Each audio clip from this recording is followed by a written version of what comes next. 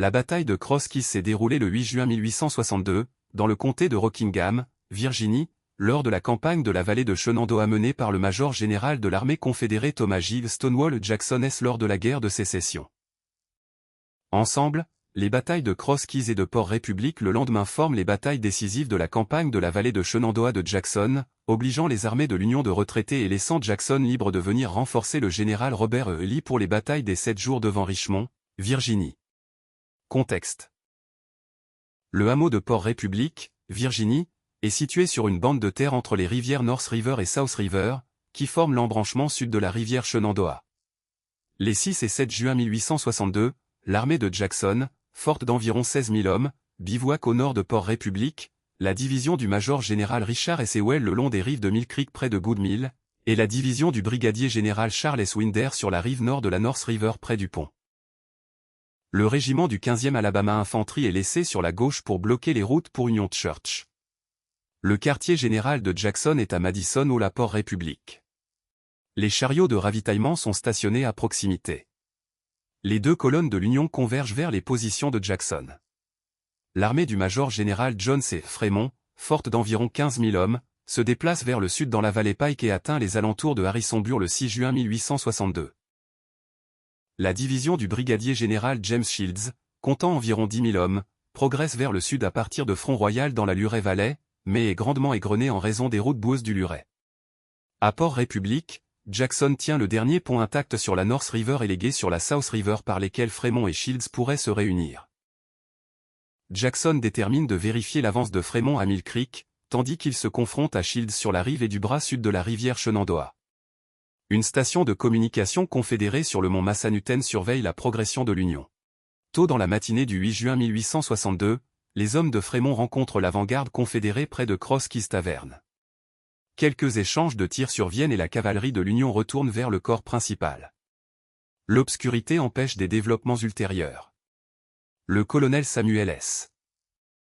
Carroll, à la tête d'un régiment de cavalerie de l'Union, soutenu par une batterie d'artillerie et une brigade d'infanterie, est envoyé en avant par Shields pour sécuriser le pont sur la North River à Port Republic. Peu après l'aube, 8 juin 1862, Carroll éparpille les piquets confédérés, traverse la South River, et s'élance dans Port Republic.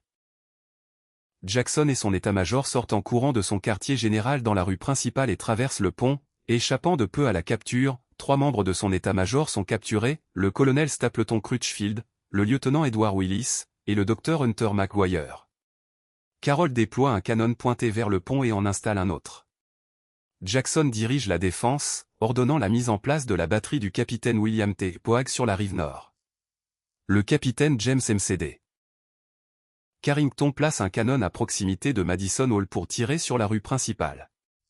Le colonel Samuel V. Fulkerson mène une charge sur le pont avec le 37e Virginia Infanterie, qu'il commande, où le canon positionné à l'autre extrémité tire sur eux des obus à mitraille, pour repousser hors de la ville la cavalerie de l'Union. Carroll retraite dans la confusion, abandonnant 2 canons, avant que son infanterie ne puisse être apportée. 3 batteries confédérées se déploient sur les promontoires à l'est de Port Republic sur la rive nord de l'embranchement sud tirent sur les fédéraux qui retraitent. Carroll se retire plusieurs kilomètres au nord de la route de Luray. Jackson positionne la brigade du brigadier général William B. Taliaferro dans Port Republic et la brigade Stonewall, près de Bogota avec l'artillerie pour empêcher de nouvelles surprises. Pendant ce temps, Fremont, avec la brigade du colonel Gustave P. Cluseret en tête, renouvelle son avance à partir des alentours de Harrisonburg. Après avoir repoussé les tirailleurs confédérés, Cluseret atteint et se déploie sur le flanc droit le long de la route de Kisletown près d'Union Church. Une par une, les brigades de l'Union se mettent en ligne, le brigadier général Robert C. Shank sur la droite de Cluseret, le brigadier général Robert H. Milroy sur sa gauche, et le brigadier général Julius H. Staël à l'extrémité gauche, son flanc gauche près de Conger Creek. Les brigades du brigadier général William H. C. Bolen et du colonel John A. Colté sont tenues en réserve près du centre de la ligne. Un régiment de cavalerie de l'Union se déplace vers le sud sur la route pour sécuriser le flanc droit. Les batteries sont placées sur le front. Ewell déploie sa division d'infanterie derrière Mill Creek, la brigade du brigadier général Isaac R. Trimble sur la droite sur la route de Port Republic, celle du brigadier général Arnold Elzey au centre le long des promontoires. Ewell concentre son artillerie, 4 batteries, au centre de la ligne. Alors que les troupes de l'Union se déploient le long de la route de Kisletown, Trimble avance sa brigade de 400 mètres vers Victory Hill et déploie la batterie de Courtenay, Latimé. Sur une colline sur sa gauche soutenue par le 21e North Carolina Infantry. Le 15e Alabama, qui a été engagé près de Union Church, rejoint la brigade. Trimble tient ses régiments hors de vue derrière la crête de la colline. Fremont décide d'avancer sa ligne de bataille avec l'intention évidente d'envelopper la position confédérée, qu'il pense être derrière Mill Creek. Cette manœuvre nécessite un mouvement tournant droit complexe. La brigade de Staël à l'extrémité gauche a la plus grande distance à parcourir et avance en premier. Milroy avance sur la droite et en arrière de Staël. Les batteries de l'Union sont avancées avec les lignes d'infanterie au sud de la route de Kisletown et engagent les batteries confédérées. Staël semble ne pas se rendre compte de la position avancée de Trimble. Sa ligne de bataille descend dans la vallée, traverse la piste, et commence en remontant Victory Hill. L'infanterie de Trimble se tient à une distance de 60 pas, et délivre une salve dévastatrice. La brigade de Staël recule dans la confusion avec de lourdes pertes. La brigade de l'Union se regroupe sur les hauteurs opposées à Victory Hill mais ne fait aucun effort pour renouveler son assaut. Staël ne renouvelle pas son attaque mais met en place une batterie, celle de Buell, pour soutenir sa position. Trimble déplace le 15e Alabama par le flanc droit et le fait remonter une ravine pour prendre la batterie par la gauche. Pendant ce temps, Ewell envoie 2 régiments, 13e et 25e Virginia, le long de la crête à la droite de Trimble, attirant un feu nourri de la batterie de l'Union. Poussant un hurlement, le 15e Alabama émerge de la ravine et commence à gravir la colline en direction de la batterie, occasionnant une mêlée. Trimble avance ses 2 autres régiments, le 16e Mississippi Infantry sur la gauche et le 21e Georgia Infantry sur la droite, à partir de leur position sur Victory Hill, faisant reculer la ligne de l'Union. La batterie de l'Union est attelée à la hâte et se retire, sauvant ses canons.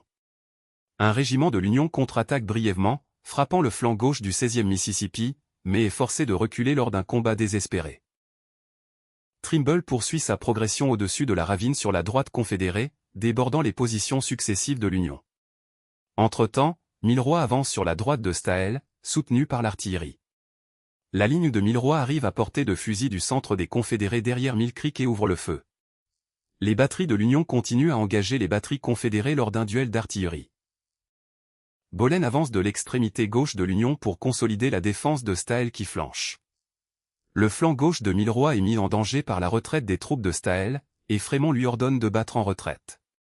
Jackson ordonne l'avancée de la brigade de Taylor pour soutenir Ewell si besoin, mais Taylor reste en réserve à Port Republic près de Dunkerque. Semblant paralysé par la décimation de la brigade de Staël sur la gauche, Fremont est incapable de lancer une attaque coordonnée.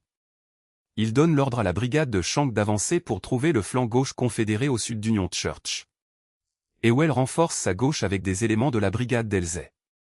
Des tirs soutenus surviennent le long de la ligne mais s'arrêtent rapidement. Les brigadiers généraux Elzey et George H. Stewart sont blessés lors de l'échange de feu. Fremont retire ses forces vers la route de Kisletown, plaçant son artillerie sur les hauteurs derrière lui, Oak Ridge. L'artillerie tire de façon continue. Conséquence. Les pertes de l'Union s'élèvent à 557 tués et blessés et 100 prisonniers, alors que celles de la Confédération sont inférieures à 300 hommes. À la tombée de la nuit, Trimble pousse sa ligne de bataille à 400 mètres de la position de l'Union, anticipant un assaut nocturne. Les décomptes confédérés décrivent les soldats de l'Union qui rejoignent le camp, allumant des feux, et faisant du café.